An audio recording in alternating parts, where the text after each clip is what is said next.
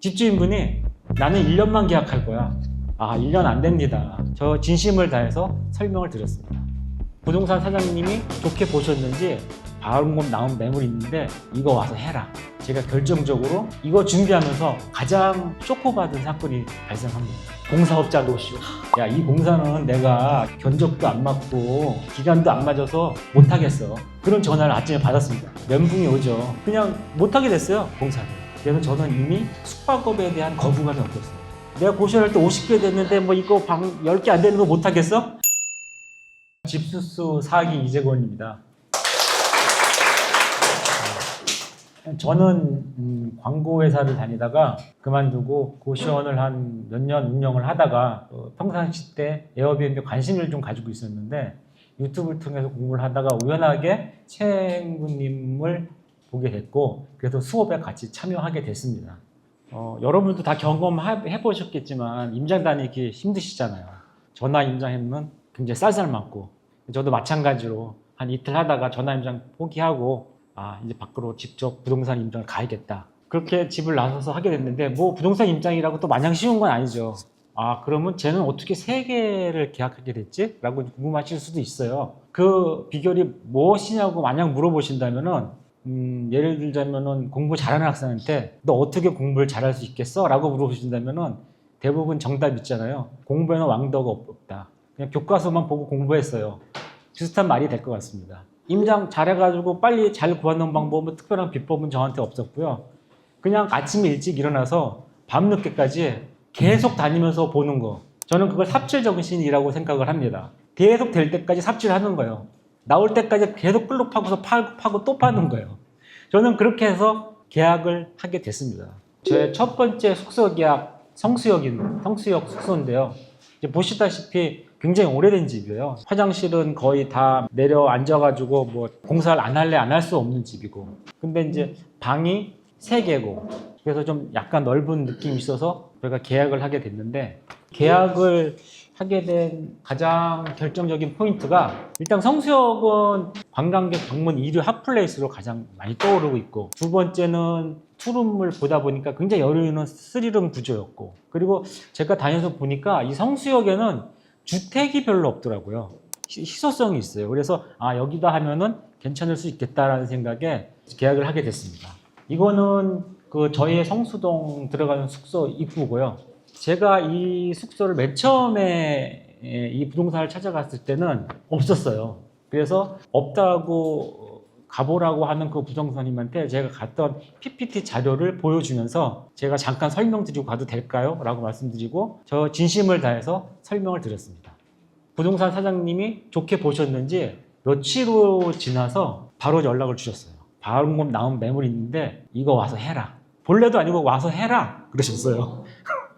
그래서 알았습니다. 그래서 가서 봐서 계약을 하겠습니다. 그래서 저는 여기서 느낀 점은 진심은 통한다. 부동산 첫 방문할 때 준비한 저의 그 진심이 결국 계약을 이끌게 됐구나라고 느낄 수 있었습니다. 두 번째 장소가 이태원 숙소입니다. 여기도 보시면은 중간에 골목길 같은 계단이 보이시죠? 저 거의 끝에 올라가면은 위치하고 있습니다. 자, 이게 그 내부인데 그래도 뭐 이게 집주인분이 이게 셀프로 좀 하셨나 봐요. 그래가지고 이렇게 보시기엔 깨끗해 보이는데 굉장히 페인트 칠이가 이런 게 엉성하고 막 떡지고 얼룩져 있었어요. 나중에 제가 이거는 페인트 작업을 새로 하게 됩니다. 그리고 이 집이 다세대 주택이래 가지고 주민 동의를 받았어야 됐어요. 그 집주인들한테 일주일간의 시간을 주십시오 라고 말씀을 드리고 주민을 받기 시작합니다. 그런데 마지막에 한 분 옆집이 동의를 안 해주시는 거예요. 그 안 해주시기 이전에 몇 날 며칠을 찾아가도 항상 문이 잠겨있고 불이 안 들어와 있어요. 한 달 넘게 우편물이 쌓여 있는 거예요. 근데 사람이 안 사는 게 아니라 보니까 지금 현재 입원해 계시고 그 옆집을 수리하려고 잠시 집을 비우신 상태였어요. 그래서 그분한테 말씀드리고 이를 여차여차해서 동의를 부탁드립니다 했더니 이분이 오늘은 아파서 안 돼. 내일은 바빠서 안 돼. 차일피를 미루시면서 동의를 안 해주시는 거예요. 그래서 제가 병원으로 찾아가 뵙겠습니다. 근데 안 만나주세요. 그래서 그렇게 몇 날 며칠을 계속 그분이랑 통화도 잘 안 되고 하다가 제가 끈질기게 계속 부탁을 하니까 나중에는 귀찮아지셔서 그래 동의해줄게 그러시더라고요. 그래서 어렵사리 여기도 동의를 받아서 진행을 하게 됐습니다. 이 세 번째 이태원 숙소인데 여기도 투룸이고 이태원역과의 거리가 한 3분 정도밖에 안 되는 초역세권이에요. 집도 조금 투룸치고는 커 보이고. 그래서 계약을 하려고 했는데 이것 또한 뭐 만만치 않아요. 집주인분이 나는 1년만 계약할 거야. 아, 1년 안 됩니다. 부사님한테 부탁했죠. 2년 계약하게 설득 좀 해주세요. 근데 부사님이 설득했는데 설득이 안 돼요. 고민하다가 어쨌든 계약한다고 말씀을 드렸습니다. 그리고 이거는 가서 당일날 내가 설득을 해보자. 일단 부딪혀보자. 뭐 해서 안 되면 할 수 없고 뭐 욕먹고 말지. 이렇게 생각을 했어요. 그래서 당일날 갔습니다. 부사님도 저 편을 좀 들어주셨죠. 그래서 가기 전에 준비를 했어요. 이분은 나의 클라이언트고 클라이언트를 설득하기 위해서는 이렇게 준비를 해가야지 하면서 어떻게 운영할 것이고 그래서 걱정이나 하는 것들이 문제가 생기지 않도록 내가 운영할 자신이 있다. 그리고 이걸 이렇게 바꿀 거다. 집주인을 위한 PT 자료를 따로 만들어서 가져갔고 가기 전에 분위기부터 좋게 만들어야겠다는 생각에 집주인보다 먼저 가서 기다리고 있다가 집주인분이 오셨을 때 일단은 동네 얘기를 했어요. 이 동네 참 살기 좋죠. 뭐 그러면 동네 얘기를 막 하면서 다행히 또 부동산 그쪽에 여러 가지 집을 소유하셨던 분이라 가지고 자기의 부동산 경험을 막 얘기하면서 엄청 즐거워하셨어요. 그래서 저도 맞장구 치면서 좋아요 하면서 막 분위기를 좋게 만들어 드렸죠. 그리고 나서 쓱 내밀었죠. 그런데 말이죠. 여기 에어비앤비 2년 해야 되거든요. 그래서 PT를 했습니다. 그랬더니 주인분이 결국은 뭐 저의 그 노력에 감동하셨는지 결국은 승낙을 하셨습니다. 전화상으로는 안 됐던 게 대면상으로 하면은 또 바뀔 수가 있구나. 그리고 사람과 사람이 만나는 거기 때문에 이거는 내가 노력하면 바꿀 수 있는 부분이다. 라는 거를 또 느낄 수 있었습니다. 자, 이거는 이제 세 개 성수, 이태원 하나, 이태원 둘 다 비교한 비교표인데요. 이태원에 있는 첫 번째 계단집은 전통 관광 특구라서 좋긴 좋았었는데 단점이 최근에 몇 년 사이에 이태원 참사 이후로 유동 인구가 많이 감소한 것 같아요. 그런 리스크가 좀 있었고요. 그다음에 계단 때문에 관광객들인 손님이 이동하기 불편하지 않을까 리스크가 있었습니다. 그래서 이제 코칭 선생님들한테 물어봤으니 혹시 뒤 골목으로 돌아갈 수 있는 경로가 있느냐라는 질문 받았고 뒤로 돌아갈 수 있는 길이 있었기 때문에 그러면 문제가 없을 것 같다. 그건 어차피 오시는 분 선택 사항이니까. 그래서 오케이 하고 계약을 했던 거죠. 이태원에서 가까운 세 번째 집은 물론 이태원이니까 여기 상권이 많이 발달되어 있는 지역이겠죠. 그리고 단점은 아까 이제 집주인이 1년을 고집했던 이유가 혹시 민원이 생기면 자기가 굉장히 불편하지 않을까 그런 생각에서 그랬던 거예요. 근데 제가 민원을 해결했다고 했으니 그래 한번 믿어볼게 라고 계약을 하긴 했으나 특약사항에다 저걸 집어넣었어요. 민원이 자주 발생시 내가 너를 퇴거시킬 거야. 이걸 집어넣었어요. 그래서 저는 휴지 같은 거 조금 버렸어도 민원 넣을 수 있는 거잖아요. 그렇다고 이걸 퇴거할 수가 있나요? 그랬더니 집주인분이 그런 거 가지고 내가 하겠어. 상식적인 선에서 너무 많이 들어오면은 내가 불편하니까 그렇게 한다는 거지 라고 말씀해 주셨어요. 그래서 저는 이해하기를 너 민원 없이 에어비앤비 운영했으면 좋겠어. 그런 주인의 뜻이었을 거라 저는 그렇게 생각하기로 했어요. 그리고 여기는 이제 성수역 세팅 과정입니다. 지금 여기가 주방을 다 철거했고요. 이것도 이제 하다 보니까 제가 잠깐 놓친 거가 여기에 주방에 싱크대에 인덕션을 설치하거든요. 여러분도 나중에 하게 되면 인덕션이나 뭐 설치하실 거잖아요. 근데 인덕션 설치하려면 여기 전기 공사를 해야 돼요. 그러려면 전기 공사하려면은 다른 데 전을 끌어가지고 이렇게 해가지고 이 안으로 매립해서 이렇게 들어가야 되거든요. 근데 그거를 제가 놓친 거예요. 그걸 한다는 거 생각조차를 못한 거예요. 그랬더니 이 사람들은 그냥 여기 다 타일 덧방 해버린 거죠. 당일날 가가지고 제가 아니 여기 이거 인덕션 들어가야 되는데요. 그 사람들이 그걸 왜 지금 말해? 그게 된 거죠. 그래가지고 타일 붙였던 거 뜯어내고 여기를 다시 공사를 했어요. 그래서 그날 전기업자 빨리 막 후다닥 섭외해가지고 작업하고 이런 일을 겪었습니다. 하다 보니까. 예상치 못했던 이런 일이 있었고요. 화장실 하기 전에 저는 일단 화장실 레퍼런스를 어떤 걸 했으면 좋을까를 찾아봤어요. 그래서 이렇게 디자인했으면 좋겠다. 레퍼런스를 하나 골랐고요. 이렇게 작업 지시서를 만들어가지고 공사하시는 분한테 드렸어요. 이거는 이제 이태원역에 제가 다른 숙소에서 도배를 셀프로 작업을 진행해봤어요. 생각보다 비용이 많이 들어서 돈을 좀 아끼려는 차원에서 이건 내가 한번 해볼까 해서 시작을 했습니다. 근데 하지 마세요. 너무 힘들어요. 너무 힘들어. 그래서 지금 현재는 이태원 계단집 위에는 이제 침대 구매돼 있고 이게 너무 전에 집주인이 셀프로 했었어가지고 뭐 이런 데 페인트 작업을 다시 다 했습니다. 페인트 작업이 제일 싸기는 하더라고요. 필름 작업보다 좀 싸요. 그리고 문을 아싸리 바꾸면 좋지만 그건 더 비싸고 그러니까 이 페인트 작업이 가성비 있게 어느 정도 만족했습니다. 그래서 이제 이게 세 개를 스케줄 이렇게 잡았는데 골치가 아프죠. 보시는데 골치가 아픈 만큼 저도 골치 아파요. 보시면은 뭐 공개하기 19일인데 제가 잡기로는 에어비앤비 업로드일이 7월 15일, 7월 10일 거의 뭐 2달 걸리는 것 같아요. 제가 왜 이게 이렇게 2달씩이나 걸릴까? 한 달 만에 한 사람도 있고 뭐 2주 만에 하는 사람도 있는데 제가 결정적으로 이거 준비하면서 가장 쇼크받은 사건이 발생합니다. 공사업자 노쇼. 시설공사 하시는 분한테 다 연락하고 공사하는 당일인데 아침에 전화가 옵니다. 야, 이 공사는 내가 견적도 안 맞고 기간도 안 맞아서 못하겠어. 그런 전화를 아침에 받았습니다. 멘붕이 오죠. 그냥 못하게 됐어요, 공사를. 그러면 다시 또 섭외하고 또 일정 잡으려면 시간이 또 걸리잖아요. 또 잡았습니다. 근데 그분도 갑자기 이거 좀 연기하면 안 되겠니? 다음에 공사하자 이러시는 거예요. 그래서 두 번 또 빠그러집니다. 일정이 꼬이면서 멘붕이 와가지고 그냥 이게 막 이렇게 딜레이가 확 돼버렸어요. 제가 이렇게 세 개를 이제 세팅을 하는데 어떻게 보면 좀 가장 저한테 작용을 많이 했을 것 같은 생각이 드는 게 제가 고시원을 했었다고 말씀드렸잖아요. 그래서 저는 이미 숙박업에 대한 거부감이 없었어요.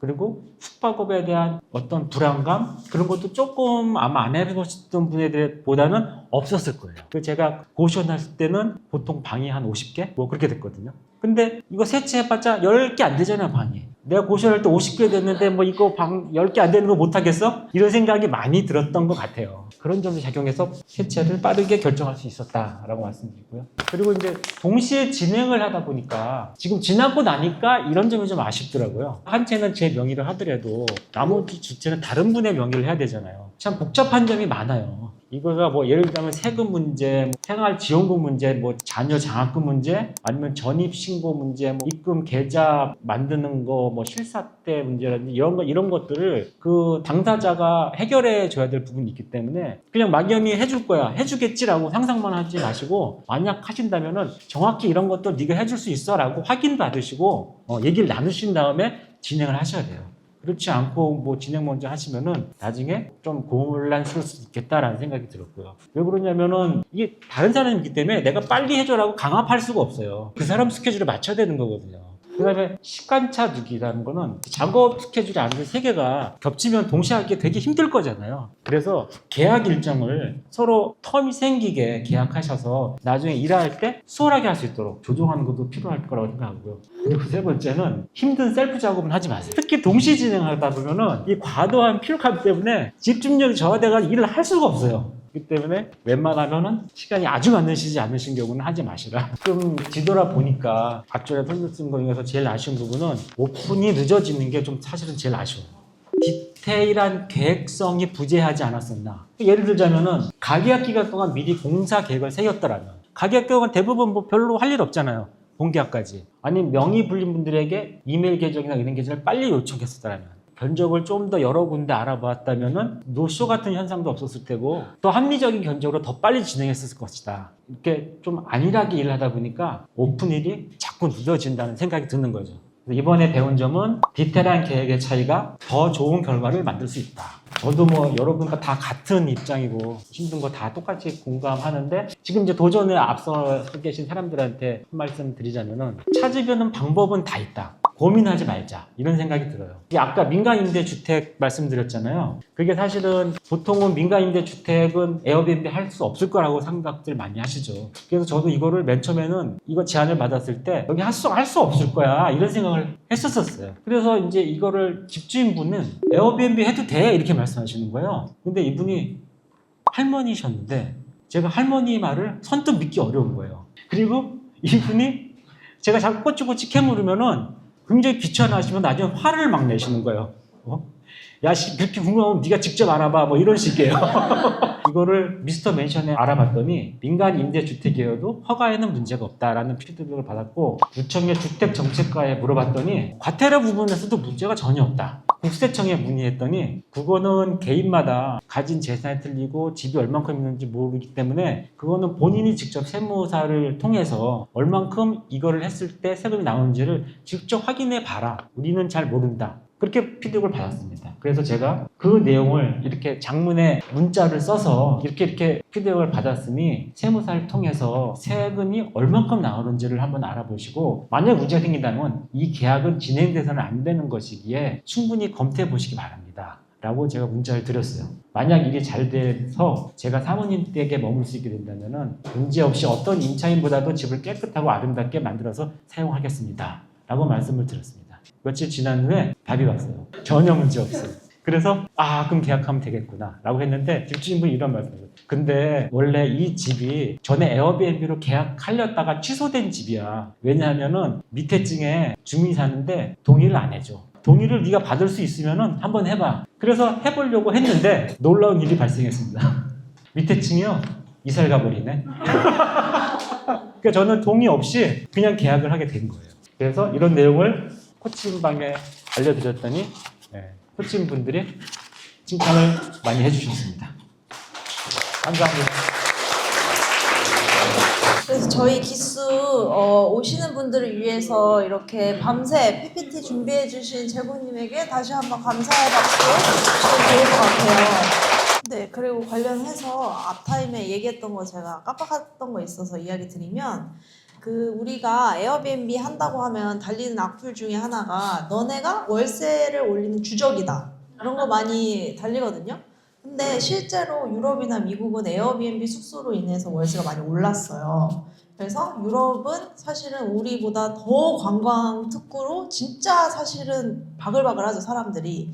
우리도 그런 수순을 따라가고 있는데 거기에서 유명한 유럽 관광국에서 에어비앤비 이제 허가 안 내준다 라고 선언을 했습니다. 그러면은 그게 어떻게 보면 첫 시작일 수 있고 우리가 지금 받을 수 있는 특례증, 외국인 도시 민박업 허가증도 이게 계속되지는 않을 수 있다는 거예요. 그래서 여러분들이 지금 10월이 불법 숙소들을 사라지는 기점이라고 보고 달리고 계시잖아요. 이 이후에 계속적으로 숙소를 일으키는 게 나중에는 문제로 발견이 되면 계속 낼 수 없게 할 수도 있다. 라는 관점에서 또 그 5년으로 보시고 요 기점이 맞아 떨어질 것 같아서 저도 한마디 보태는 것 같아요. 우풍이 있죠. 구축이니까 우풍을 이길 수 있게 보일러를 빵빵하게 스스로 트세요. 그래서 아주 후끈후끈합니다, 집이. 그래서 그런 건 걱정 안 하셔도 돼요.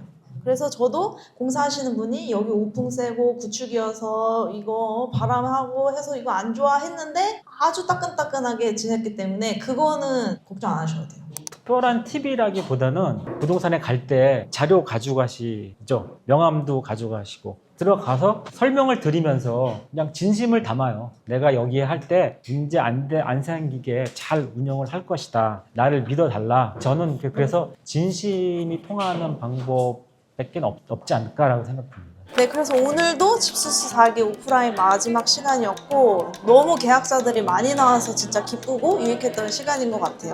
에어비앤비 도전하시는 분들은 이 영상 참고해서 꼭 실행해 보시길 바랍니다. 감사합니다.